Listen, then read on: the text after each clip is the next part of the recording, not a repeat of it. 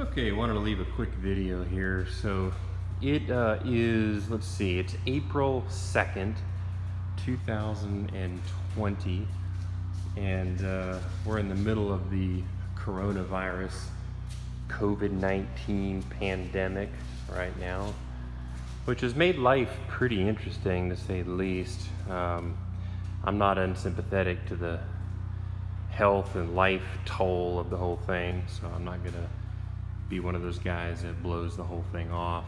I will say though, it does seem, compared to many other causes of death, it does seem pretty overblown to pretty much shut the whole country down, which is kind of what we're doing. But that's above and beyond the scope of this video. But the reason for this video is this may be the last video that I take of my panel in this particular configuration. So like I said, today's April 2nd. It is Thursday, and I have to work tomorrow on Friday, but Saturday I'm going to be flying this airplane up to X-ray 35, where there's a Avionics shop up there. The same folks that put in my ADS-B transponder there, right there, and they did that in August of 2018. So I've been flying this thing around, and it's been on my list to upgrade the avionics to get it basically instrument capable and relevant. I don't necessarily plan to fly a lot of instruments, I just want to be able to. I would like to open up the door. I am instrument rated, I'm not current, but I do want to open up the door to flight training for myself. I guess proficiency is a better way to say it. Get myself proficient with GPS approaches and LPV and of course ILSs and all that kind of stuff. So my goal is to get the airplane fully instrument ready, and in my world the way you do that is I overhauled my 2 gyros. That's done. I'm still not very happy with the directional gyro, but it's okay. They may have a short span in there. In a couple of years I may decide to go and do the whole glass thing. I might put an Aspen in there or something. I haven't thought about it, but that's a ways down the road. But I need to put the autopilot in, and technically the autopilot is in. That's my TrueTrack Vision, otherwise known as the Bendix King Aero Cruise 100. But mine's actually branded as a TrueTrack because I bought it a year ago, almost to the day. I just sent out the controller, which is in this box here, to Mid-Continent, as you can see, and they updated it to the latest software, and they did a bench test of it and make sure that it's working the way it should be working. So my TrueTrack autopilot is in my airplane for the first time ever, but obviously we need to get it installed. So that's going to happen. And then of course the other thing is to put the GPS in. I've decided to go with the Avidyne IFD 440. It's not cheap, but it seems to be, I got my little dog down here. It seems to be, in my research, it's the best unit for me. I wouldn't say it's necessarily the best unit for the price, but it's a fantastic non-budget. Like Garmin has some budget units, like they have the 175 and the 375. This is a non-budget, high quality GPS. And the reason I like it mainly is because it's like the modernized version of the Garmin 430. So the Garmin 430 has been around for 20 years. I think the first 430 came out in the late 90s, something like that. And it's about the most popular panel-mounted general aviation GPS out there. I mean, if you took a sample of all airplanes with panel-mounted GPSs, you're going to find a significant chunk have Garmin 430s. And the beauty to the Avidyne is it is backwards compatible with the 430, meaning that if I had a 430 in my panel, I could buy the Avidyne and slide it in, and that would be that. Now, why does that matter to me now when I don't have a 430? Well, the reason is because if I ever upgrade my airplane, I love my airplane, but you know, I got to keep that option open. If I ever upgrade my airplane, the chances of being able to find an airplane that has a 430 in it are very high.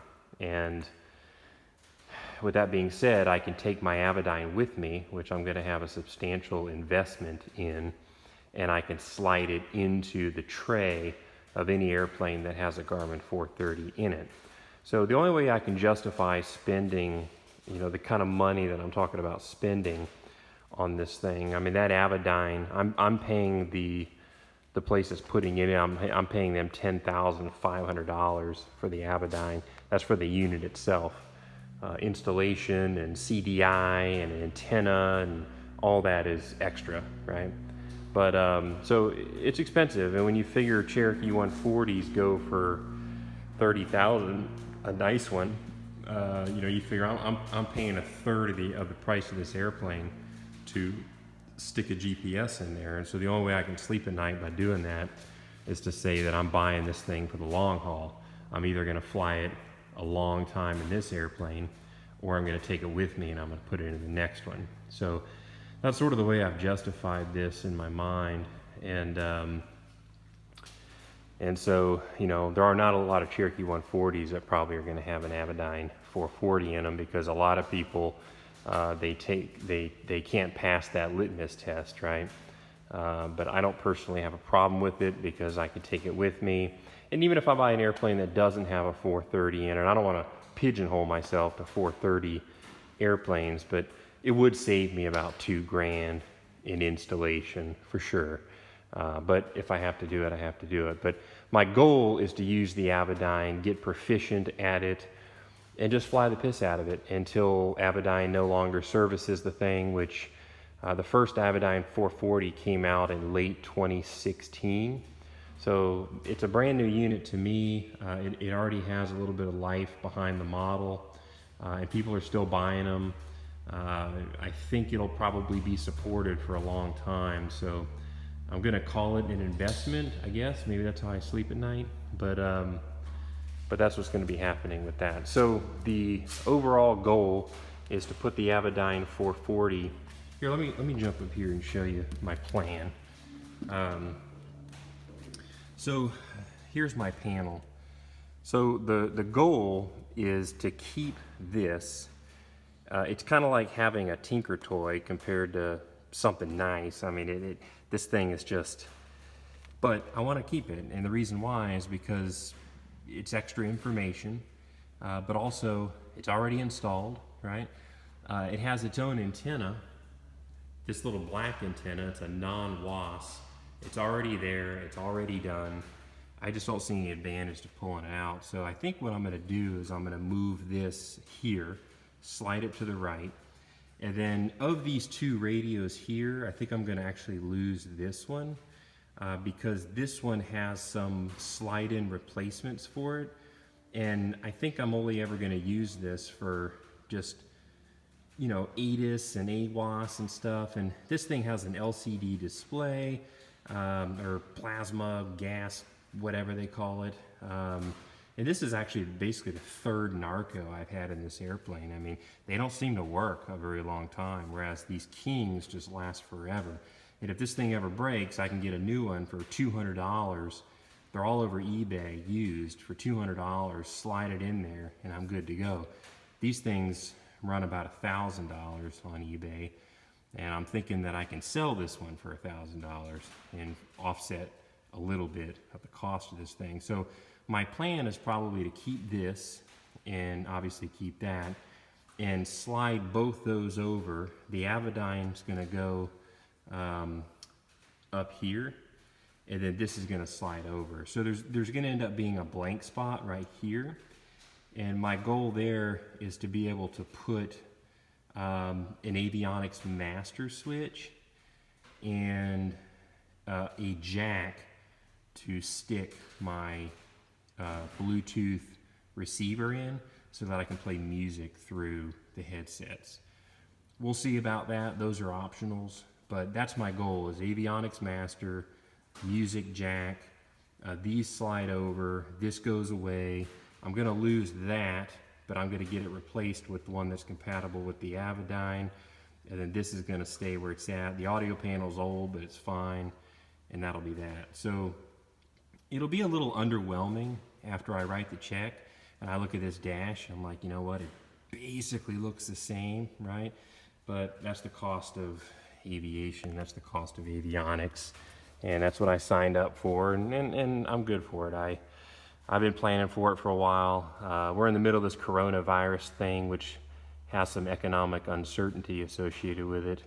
But I feel pretty good. I mean, I'm a key finance guy at the second largest garbage company in the world, or the country, I should say.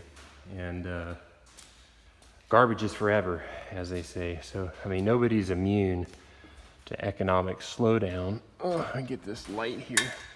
But I feel pretty insulated. I mean, things would have to get damn near apocalyptic before I would lose my job. So I'm willing to proceed down this road and get this thing done. So that's kind of my little pre-video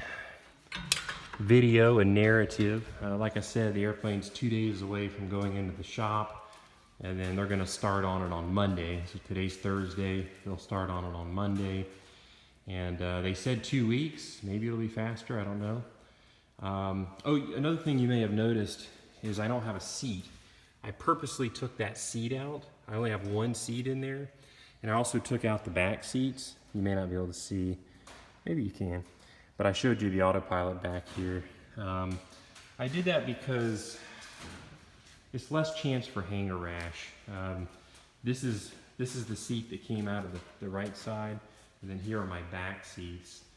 And it's less chance for hanger rash. Obviously I have to have a seat to fly it up there, but they're gonna be getting underneath this panel, they're gonna be taking it all apart, and I figure, hey, if I give them an airplane that already has as little in it as I can get away with, then that does them a favor, it does me a favor, because it reduces the exposure of my seats to, you know, hanger rash during this whole thing. And truth be told, my back seats, I put them in back when I redid my seats back in May. But to be honest with you, this is a two-person airplane. I mean, I have never, ever had a third person in here. I've never had a third person request to be in here. So to be honest with you, I think I'm just gonna leave those seats up there. I think I'm just gonna fly this as a two-person airplane. And that gives me this whole back area to put stuff. And then if I ever need a third person, then I'll just throw in a seat. It only takes about 5 minutes. So that's it. So the saga of 32052 continues. This is gonna be the last big expensive thing that I do to this airplane. Knock on aluminum for a while. The next voluntary expensive thing that I plan to do is probably to get I mentioned the Aspen. That may happen at some point, but it's probably gonna be a while. And at some point I wanna repaint it. I mean, the paint looks fine, it's not bad. So it is admittedly low on my list, but I may get to a point where, probably 4 years or so, I may get to a point where I'm willing to fall off the money and get something really modern and nice, and instead of it kind of looking kind of old like this, you know, we'll do the whole sweeping color thing and just make it really, really modern looking. So that's actually less expensive than the avionics I'm about to do, to be honest with you. So that's all I got. Thanks for listening to me. By the way, I've been working at home for a while, so I'm kind of got a little bit of the mountain man happening and stuff, but this is pandemic Brian. But I came out of my house to get a little escape from the house because I'm there so much. I work there obviously now during this pandemic, so it's just nice to get out and see my airplane and get a little bit of regular life here. So I will take a similar video on the flip side of the avionics, and I'll show you exactly. By the way, the autopilot I'm not going to climb back in there, but the autopilot controller that I got is a circle. They have squares, they have other things, but I got the 3-inch circle, and mine's going to fit way in that corner back there. So it's going to be just to the left of the turn coordinator. That's where I plan on the controller going. So I will take a similar video when I'm done with the avionics. I've already paid $10,000 for a deposit, so I'm probably something like, and of course I have a $5,000 autopilot that I bought a year ago. So I've already got $15,000 invested in this, and then I'm probably going to spend about $7,000 to get everything installed, get the CDI, get the antenna splitter, get all that done. So I'm planning on about $7,000 more, which puts this whole thing at about $22,000. So that's why I say when this is done, I'm done with spending money on this airplane for at least 3 years. I'm gonna do basic annuals, basic maintenance. Of course, I'm gonna maintain it. I mean, I always do that. It's open checkbook maintenance with this airplane in my world. If it needs it, it gets it, period. But beyond that, I'm just gonna fly it and enjoy it. And I'm not gonna worry about paint. I'm not gonna worry about, you know, the Aspen. I'm not gonna worry about an engine monitor. I'm not gonna worry about any of that for probably at least 3 years, because Lord knows I spent enough. And that's a pretty hefty investment at 22 grand, and it's also a pretty hefty upgrade. I mean, the Avionics has so many features. By the time I figure that thing out, by the time I figure out the autopilot, and by the time I consider myself to be an expert at both, where I'm just fully proficient, because you know, I don't want to spend that kind of money and not know how to use them. So I need to learn every last thing about how to be a complete expert level at using this equipment for me to actually get my full ROI out of it. So that's going to take a while, and being a weekend warrior, it's going to take a while. So I'm going to have some fun things to play with for a while. So, but the only way through is through. So I'm going to drop it off, and I'll be 2 weeks sans airplane, and I got a big fat check to write. Ugh. Once I'm on the other side of that, I'm going to have some cool toys to play with in there. So thanks for listening. See you.